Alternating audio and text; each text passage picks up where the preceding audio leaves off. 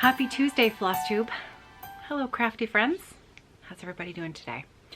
Happy first day of Flossmas. Here we go, day one, December 1st. It is time to get stuck into Flossmas 2020. I can't believe we're here again already. So Flossmas for me this year is going to be what it is every year really for me, a celebration of crafting, holiday crafting, trying to bring myself a little bit of extra holiday joy in the crafty pursuits that I do, and hopefully sharing a little bit of that with you. I am not doing a new start every day this year. That was the craziness that happened in 2018. And I won't be doing that again. I do have some exciting new starts for myself planned that I'm really looking forward to. I have a couple of older holiday pieces that I'm bringing out to work on during the month that I'm really excited to visit with again. And I also hope to raise some money this month for Muscular Dystrophy Canada. I raised money last year for Muscular Dystrophy Canada as well.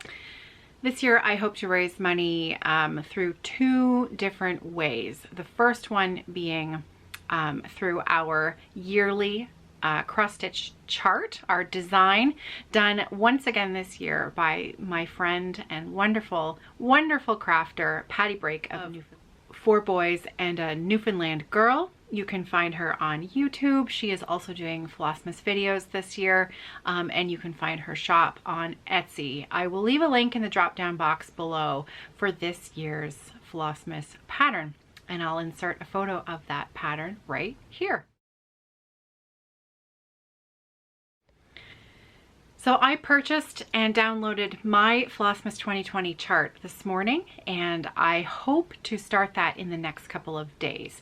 I have finished my 2019 Flossmas ornament.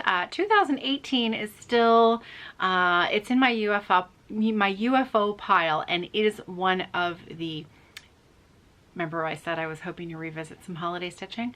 That 2018 ornament is going to get stitched this Flossmas. I'd love it. I would really love to have it on my tree. I said the same thing last year. So that's what Flossmas is all about. We can make plans, but nothing has to be set in stone. It's again, and this leads me to my next point about what I want to do with my Flossmas. I would like to have sort of a theme that I sort of, you know, apply to my month of Flossmas. And I think the chart that I offered up yesterday introduced that theme pretty perfectly. So my theme for Flossmas 2020 is joy. Joy. Joy to end out the year. Joy for myself, for my crafting, joy for the holiday season. It's going to be a quiet joy this year. As like many of you, I'm sure, it will be a quiet holiday season spent with just our little bubble here, but that doesn't mean that it won't be special. We will make it as special as we can. So stitching wise, I do hope to start my Flossmas ornament very soon. 50% of the proceeds of that chart will be directly donated by Patty to Muscular Dystrophy Canada. The chart is available for $5 Canadian. So if you would like to stitch that along with us, please tag the Flossmas 2020 in any Instagram or Facebook posts that you make so that we can see your version of the Flossmas 2020 ornament as well. That would be awesome. Okay, so what have I chosen to work on for this Flossmas 2020? I have, you will recognize this because it hasn't been that long since the last time you saw it, my mitten ornament. So this is what I've started with for my Flossmas crafting today.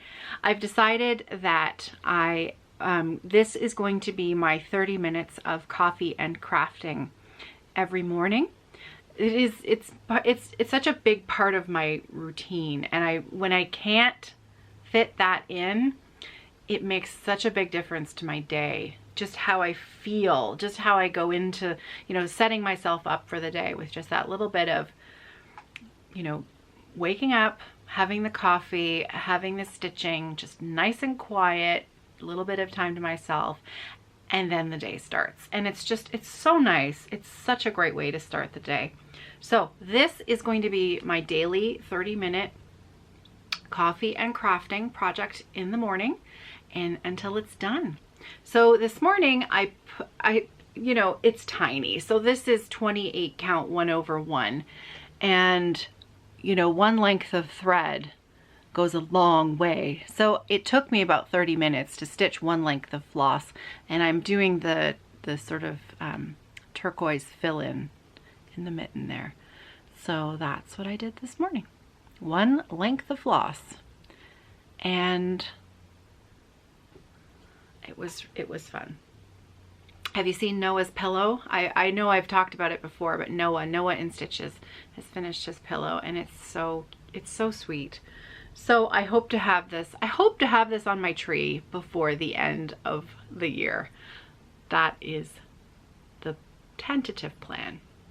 However, I will be certainly enjoying my time with it in the morning. So that's going to be my holiday crafting in the morning. I mentioned yesterday that, I just have to make sure that I put everything back together again here. I mentioned yesterday that, wait a minute, I need to go backwards a little bit here because I think I've had to stop and start what I was recording because I've been interrupted a few times, and so it interrupted my train of thought. I think I mentioned the different ways that I'm raising money for Muscular Dystrophy Canada. So excuse me, I'm gonna go backwards just for a moment here because I mentioned the first way, which was through the sale of the charts. 50% of Patty's chart is being donated to Muscular Dystrophy Canada. The other way that I'm going to be raising money is I'm going to run a couple of auctions, just like Michelle Bendy does. She is taking a break from auctions. Last year, she did the auctions. She used the month of December to donate the auction money to Muscular Dystrophy Canada. She is taking a break from auctions. So I'm going to take a page from her book, and I'm going to do a much smaller version of a Michelle Bendy auction on Instagram. So I might have 1 or 2 items a week because, as Michelle I'm sure would tell you, I have a feeling this is going to be a fair bit of work to keep organized because the way that it works is I'm going to list the item. I'm going to put a picture of the item on my personal Instagram page, which is at Off the Grid Needlearts. And the way that you bid on the item, I'm going to start the bidding off at a certain dollar value, and then because the donation is going to a Canadian charity, this is important to remember. Because the donation is going to a Canadian charity, the bidding is going to be happening in Canadian dollars. And I will do my best to put in brackets what the approximate US dollar value is so that you have an idea. So don't be surprised if the number seems quite high because the US dollar is worth a little bit more than the Canadian dollar. So our dollar number will look higher and your US dollar number will look a little bit lower. So, but because you're going to be paying a Canadian charity, that's why I'm going to do it so that you'll see that number in Canadian dollars. I'm going to run the auction for a week. So I think that's what Michelle does as well. She puts a photo up and then she gives a starting bid, and then you can bid in $1 increments with your Instagram name. You just tag the person who bid before you and you up it by $1. And then if there's any problems in there with the bidding, Michelle would correct it. So I will try to keep an eye on it, and I'll try to keep the bidding going where it's supposed to go. And then a week after the photo has been up and listed, then the auction will end, and the last person who put in how much they would love to donate for the item is the winner of the auction. Then you, as the winner of the auction, make a donation directly to Muscular Dystrophy Canada. No middleman. You don't send the money to me. You don't send the money to anyone else. You make the donation directly to the charity. and then you send me an email that has the proof of your donation, and then the auction item is then sent to you. So I hope that makes sense. Michelle has it worked out fairly smoothly, and it seems to work really well. So there may be a few bumps as I work my way into learning how to do this, but that's why I'm only going to do 1 or 2 items a week. And so Wednesday is going to be auction day. So tomorrow, that means I will have my very first item up for auction, and it's a special one. This is an item that was, I've known about this item for a year because the anonymous person who would like to donate it actually purchased it last year at this time of year for donation for this year's auction. And so it's a rather special Clay by Kim needle minder, and it is one of the very beautiful dragons that are made by Clay by Kim. They're very, very special needle minders, and they're highly desirable. And so I'm going to insert a photo here of the needle minder.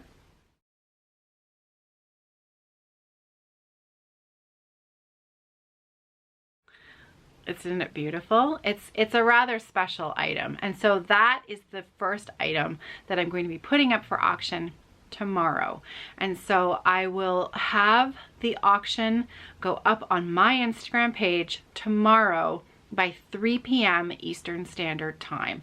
So that's going to be my goal. Every Wednesday, the auction item will go up 3 p.m. Eastern Standard Time, and then you will have a full week to bid on the item, and then 1 week just before I list the next auction, I will end the auction of the item from the week before. And this way, I'm hoping that we can raise a little bit of money this month for a cause that is near and dear to my heart. So thank you. Okay, so now that I've taken care of that and remembered to tell you everything about it, and now I'm going to go back to telling you about my personal crafting. So I shared my coffee and crafting with you already. Next up, my socks. My new sock starts. Okay, so I have 2 new sock starts planned. Now, I have been eyeing, do you remember in the summer, Val sent me a gift of this? She sent me some self-striping sock yarn, and I keep eyeing this gorgeous yarn, and then a couple other skeins that she sent me are back there. I was sorely tempted to start this, but I'm going to save this for a January start. Just like I said, I want to get back to my Fruity Pebble socks in January, because the month of December, I have decided to focus on my favorite color, and holiday colors.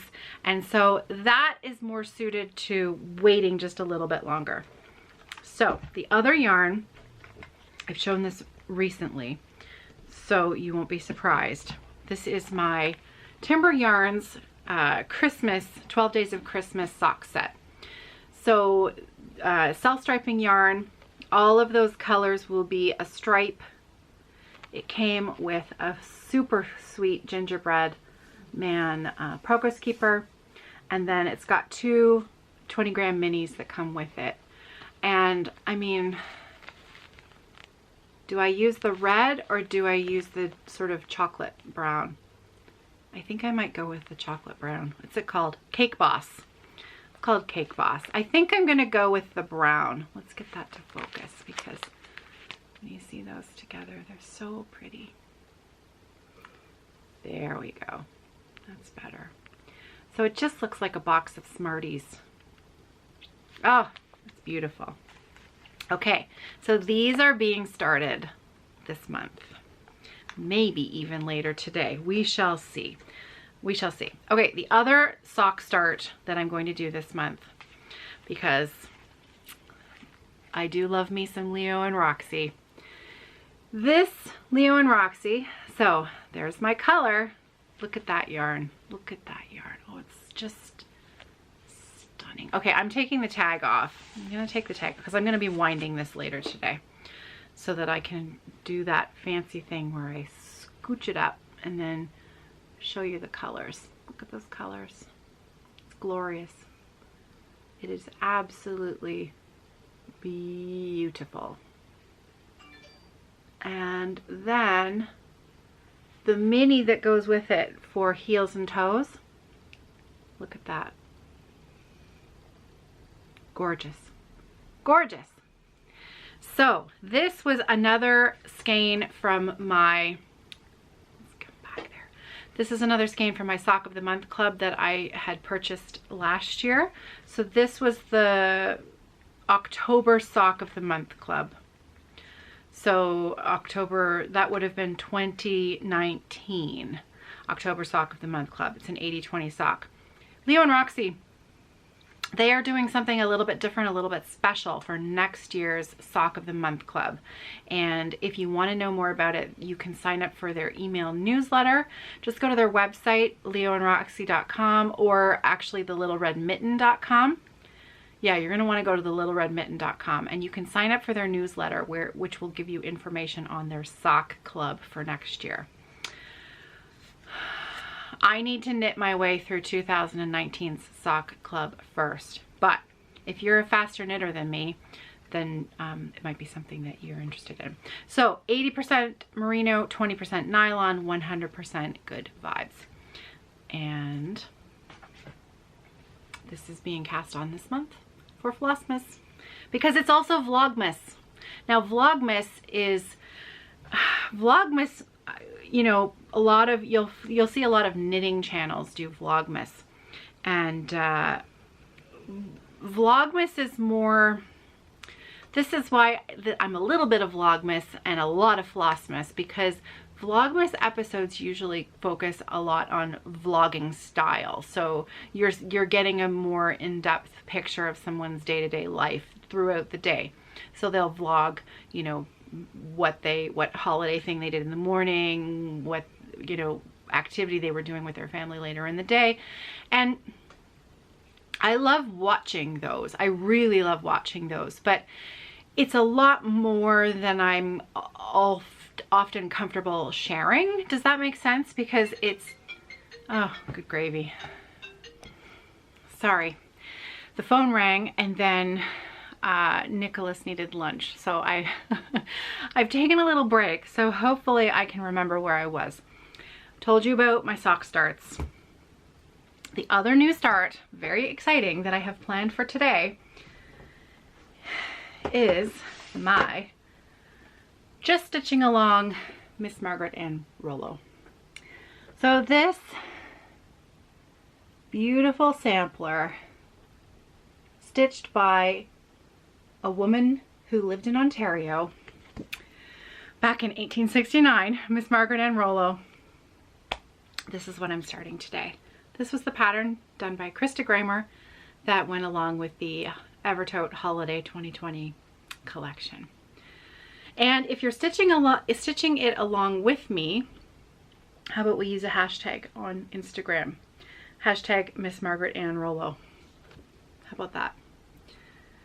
And then we can see each other's progress. I am stitching the Christmas version, which has Krista charted Merry Christmas just under here with a little bit more of a border. It's inside on the chart, and that's the version that I'm going to be doing. So the fabric that I've chosen,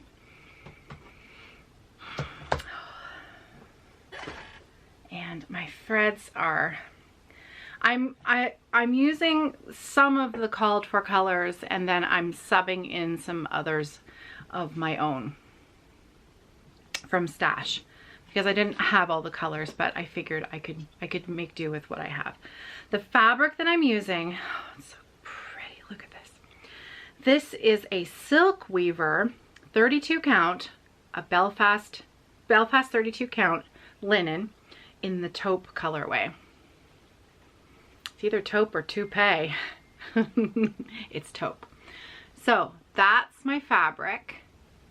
And I think I have a fat quarter. Yeah, I've got a fat quarter, so I'm gonna have to cut this down to size. But so it's a little darker than the fabric called for, but I think it'll work. These are the only 3 called for colors that I have so far, and one of them is 3865, which is a white. So I've got that, and I've got 589, which is the turquoise, And then I've got 738, which is that kind of yellowish mustard color. It's not mustard per se. It's kind of like a lighter yellow wheat color. And there's the sort of tealy color there. So those were the only three the only three called for colors that I could find. So I needed a red and a green. So I'm going to use the 2 flosses that I sent out with the kits this year.